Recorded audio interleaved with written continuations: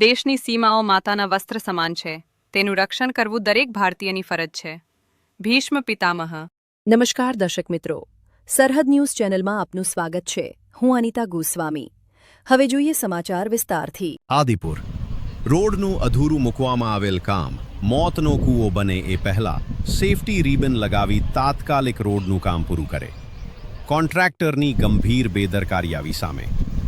ઘણા સમયની માંગ બાદ ગાંધીધામ આદિપુર શહેરનો મહાનગરપાલિકામાં સમાવેશ થયો અને લોકોમાં આશા જાગી કે શહેરમાં વિકાસના કામો થશે અને વિકાસના કામો શરૂ પણ થયા. અને રાતોરાત ગાંધીધામ આદિપુરને મેગા સિટી બનાવવા હોય એ રીતે આડેધડ અનેક જગ્યાએ રોડના કામો શરૂ થયા.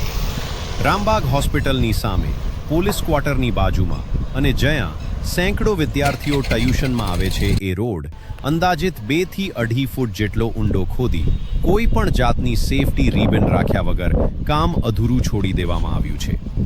આ રોડ શહેરનો મુખ્ય રોડ હોય, ચારેય તરફથી દરરોજ નાના મોટા સેંકડો વાહનો પસાર થાય છે.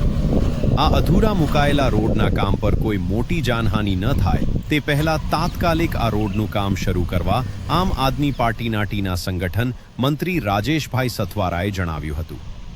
રિપોર્ટ બળદેવપુરી ગોસ્વામી, સરહદ ન્યૂઝ, કચ્છ.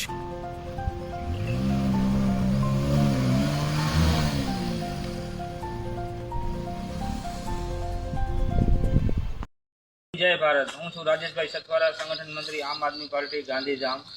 આજે જ્યારથી મહાનગરપાલિકા બની છે ત્યારથી રોડ રસ્તાઓની હાલત તમે જોઈ શકો છો. જાણે આ લોકોએ મોતના કૂવા બનાવી રાખ્યા હોય એવી રીતે આ લોકો ખોદીને ચાલ્યા ગયા છે. અઠવાડિયાથી કામ બંધ છે, વાહન વ્યવહાર પરેશાન છે. આજે 4 રસ્તામાં કોઈ જાતનો સેફટી બ્રેક નથી રાખેલો. ગાડી પલટી થશે કેની જવાબદારી? આ તમે જોઈ શકો છો પાછળની સાઈડમાં જો ગાડી કેવી રીતે આવે છે, એ પણ મહાનગરપાલિકાની ગાડી છે. એ પણ કચરાવાળાને પણ તકલીફ થાય છે. આવામાં લાઇનમાં કોઈ કચરાવાળો આવી નથી શકતા. ગટર લાઈનો તોડી રાખી છે, આવી રીતે પાણી વહે છે. હરેક લાઇનના ગટર લાઈનો પણ તોડીને ચાલ્યા ગયા છે. તો એ રિપેરિંગ કરવાનું ફરજ છે એમને. ને રોડ ક્યારે બનશે ને ક્યારે થવાનું હોય એનો મને જવાબ ખપે.